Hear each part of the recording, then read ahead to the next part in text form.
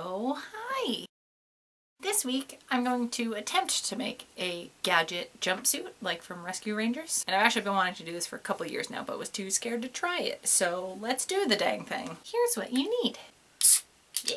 The main thing you're gonna need is a shitload of denim. Look at how much denim this is. So much. So this is some kind of shirt dress situation. You could also just get a denim shirt that fits and then add the shorts afterwards. I'm also gonna need some sewing supplies like scissors, pins, matching thread, sewing machine, the usual. But as Gadget's jumpsuit is purple, I'm gonna take some Rit dye. This is the powdered stuff since this is cotton, and as I learned last time I tried dyeing stuff, this will work on cotton, but nothing else. So while I'm at it, I'm also gonna dye this thing that I never wear because white is a mistake for me every time. So I'm gonna start filling up my sink with some hot water.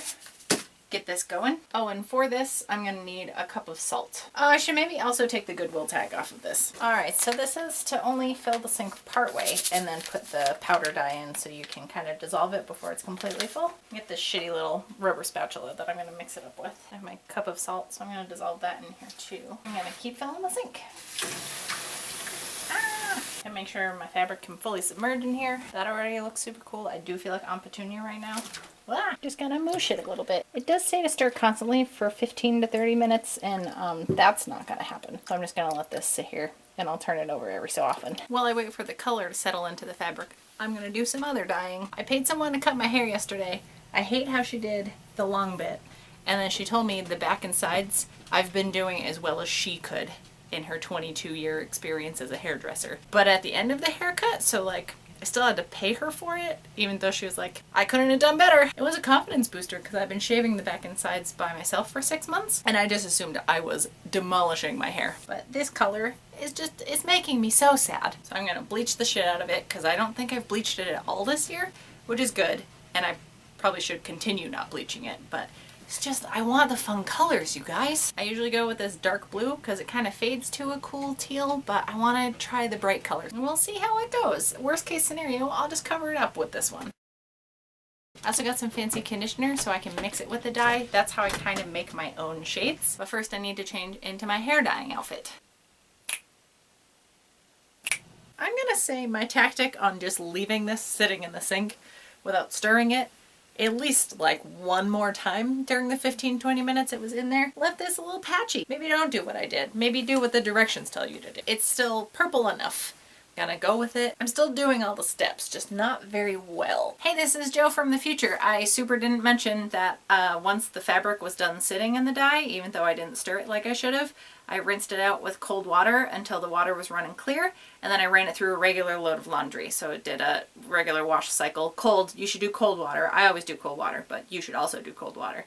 And then threw it in the dryer. And back to the project. As far as measuring this out and cutting it, I'm gonna do it in 2 different sections. So I'm gonna do the shirt top portion, and then I'm gonna make the shorts. I'm gonna try to make them as long as I can, but I don't know if this fabric's wide enough for me to make like long shorts. But regardless, it'll be a one-piece jumpsuit by the end. I'm gonna turn this inside out. I'm gonna make sure some of the buttons are closed just so this isn't flapping open all over the place. Could put this on you inside out and like pin along the edges and have it fitted to your sides, or just draw chalk lines or whatever. I'm taking this pretty stiff and not really stretchy dress, and I'm just going to use this as indicators for where to take the sides in. You could use a t-shirt, but just make sure it's one that's kind of loose fitting or doesn't have a lot of stretch, because if you use like a really tight shirt that has a lot of stretch, this isn't stretchy, so it's going to be too small for you and have no give. Don't forget seam allowance. Then I just drew a line along the bottom just where I want the shirt part to end. Now you can cut the sides first, or you can pin it, stitch it, and then cut them off after. Whatever your preference is. Oh, also the sleeves would be good. You don't want it to just cut off here. So I'm gonna take the armpit in just the littlest bit. I do have really broad shoulders, so I want to leave as much of it as I can. So I'm actually gonna like ease this side seam into the little armpit stitch right here on both sides. Ta-da! Now we get a shirt part. Don't worry about the bottom hem. We'll take care of that when we attach the shorts. So a couple summers ago, I showed y'all how to make some like pajama shorts, boxers basically, with an elastic band. And I'm going to use these patterns for that. So just go check out that video if you don't know how to make these. All I did was take a pair of like sleep shorts that I already had and made a pattern off them. So I'm going to need to cut out 2 front pieces and 2 back pieces. that'll mirror each other, and that way I can cover that butt. So this is how much material I have left over. Fingers crossed there's enough material here for me to get all 4 pieces out of it.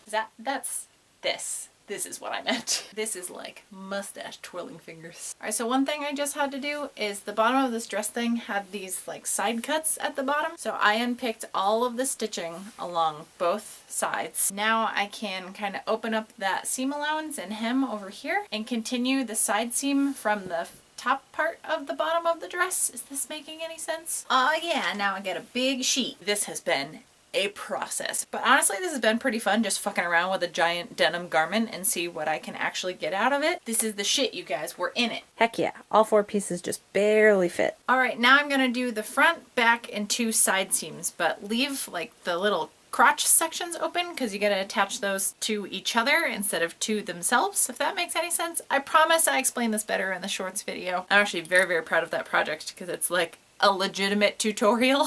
It's not just, hello friends, let's see how much I can fuck up a piece of fabric. Okay, so the shorts are connected all the way around. Now I take the little like V's that are at the crotch and I put those right sides together. And I like to pin them together at that center seam for each one to make sure they like kind of come out evenly. And hopefully the ends of the leg holes match up.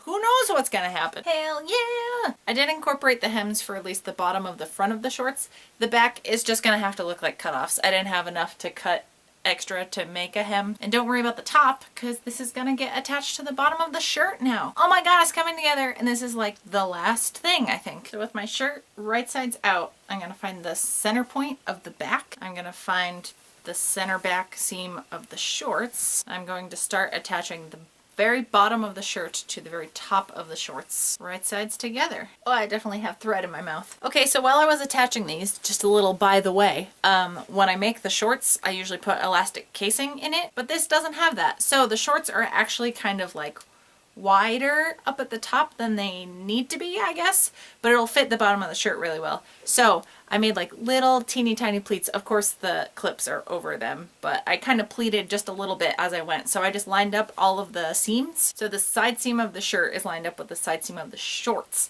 so on and so forth. Get it? So on and so forth. So like S-E-W. Oh my god, you guys. I'm so excited about how this came out. I didn't know what it was gonna look like. Like, I've never made something like this. I do wish I had had enough fabric to make like full length pants, but you know, considering what I had to work with, I'm pretty stoked. Also the dye job, it just looks kind of tie-dye-y. I did have some goggles from my Ramona Flowers costume, and I stole giant pliers, so I know she usually has a wrench as a prop, but it's close enough. The only real big thing missing is the hair and the ears. And yes, I realize I'm wearing goggles and my glasses. It's not my fault that Gadget has way better eyesight than me. Surprise outfit chain. I forgot I didn't have any pictures of this costume for my Instagram. I've been posting a costume every day for the month of October. Also, hey, by the way, if you go check out my Instagram, I'm posting a bunch of stuff over there this month. Speaking of October, if you want to keep riding this weird Halloween train I have going, you can go ahead and subscribe up here. I post videos every week, and next week is going to be another Halloween video. If you would like to help me produce well thought out, better costumes, you can go ahead and check out my Patreon up here. I'll put a link to that shorts tutorial down here so you can like actually learn how I made them. Here's what you need. My nails are too long.